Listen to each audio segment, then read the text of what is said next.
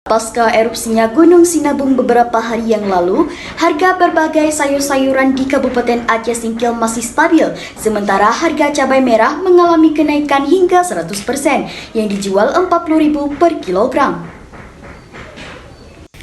Dampak dari erupsi Gunung Sinabung masih belum terlalu terasa di Kabupaten Aceh Singkil. Hingga saat ini harga sayur-sayuran masih relatif stabil. Padahal sebagian besar pasokan sayuran di Kabupaten Aceh Singkil berasal dari wilayah sekitar Gunung Sinabung.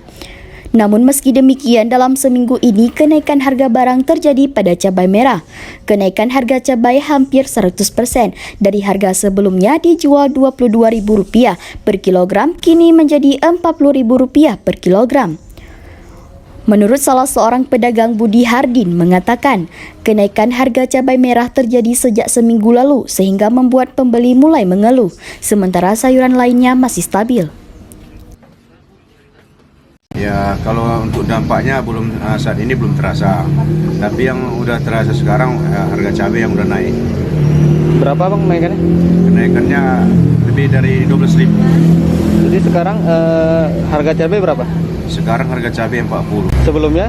Sebelumnya 22. 22 ya.